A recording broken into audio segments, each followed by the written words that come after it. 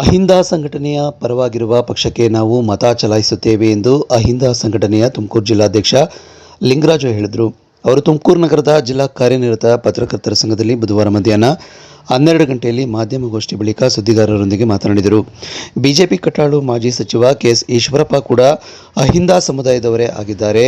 ಆದರೆ ಬಿಜೆಪಿಗಾಗಿ ದುಡಿದ ಅವರನ್ನು ಪಕ್ಷ ಇದೀಗ ಉಚ್ಚಾಟನೆ ಮಾಡಿದೆ. ಇದರಿಂದ ನಮಗೆ ಅಸಮಾಧಾನವಾಗಿದೆ ಎಂದು ಅವರು ಹೇಳಿದರು. ಜಿಲ್ಲಾ ಅಹಿಂದ ಅಧ್ಯಕ್ಷ ಈ ಪತ್ರಿಕಾಗೋಷ್ಠಿ ನಾವು ಏನು ಮುದ್ದನ್ಮೇಗೌಡರಿಗೆ ನಮ್ಮ ಅಹಿಂದ ಸಮುದಾಯದಿಂದ ಎಲ್ಲ ಸಮುದಾಯಗಳು ಸೇರಿ ಅವರಿಗೆ ನಾವು ಬಲಪಡಿಸೋದಕ್ಕೆ ಅಹಿಂದ ಮತ ಹಾಕ್ಸೋದಕ್ಕೆ ಬಂದಿದ್ವಿ.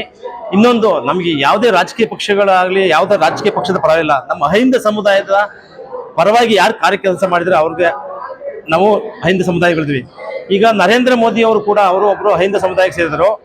ಅವರದೇ ಪಕ್ಷದಲ್ಲಿರ್ತಕ್ಕಂಥ ಈಶ್ವರಪ್ಪ ಆಕ್ಚುಲಿ ಬಿಜೆಪಿಯ ಕಟ್ಟಾಳು, ಕಡೆ ಯಡಿಯೂರಪ್ಪ ಬಾಹುಬಲಿ ಆದ್ರೆ ಇವರು ಕಟ್ಟಪ್ಪ ಆಗಿದ್ರು. RSS ಮೂಲದಂತರ ಅಂತ ಅವತ್ತಿಂದ ದುಡಿತಕ್ಕಂಥ ಅವರು ಒಬ್ರು ಅಹಿಂದ ಸಮುದಾಯದವರೇ. ನರೇಂದ್ರ ಮೋದಿ ಅವರು ಕೂಡ ಅಹಿಂದ ಸಮುದಾಯವರೇ.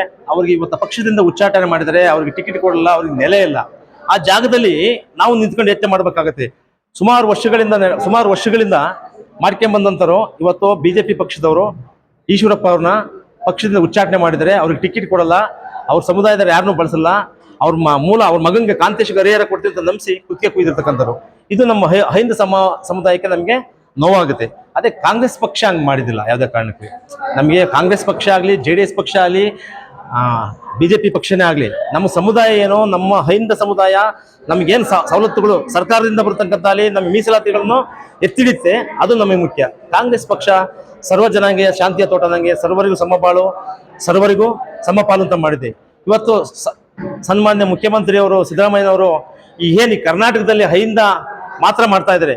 ನಾನು ಈ ಗೋಷ್ಠಿಯ ಮುಖಾಂತರ ಲೋಕಸಭೆಯಲ್ಲಿ ಸಿದ್ದರಾಮಯ್ಯನವರು ಇಡೀ ದೇಶಾದ್ಯಂತ ಅಹಿಂದ ಒಕ್ಕೂಟ ಮಾಡಿದರೆ ಮುಂದೊಂದು ದಿವಸ ಅವರು ಪ್ರಧಾನಿ ಆಗ್ತಾರೆ. ಯಾಕೆಂದ್ರೆ ಆಲ್ ಓವರ್ ಇಂಡಿಯಾ ಎಲ್ಲ ದೇಶದಲ್ಲಿ ಕೂಡ ಇಡೀ ದೇಶದಲ್ಲಿ ಅಹಿಂದ ಸಮುದಾಯಗಳಿದ್ದಾವೆ. ಅದನ್ನ ನಮ್ಮ ಸಿದ್ದರಾಮಯ್ಯ ಅವರಿಗೆ ಅದು ಕೆಪಾಸಿಟಿ ಇದೆ.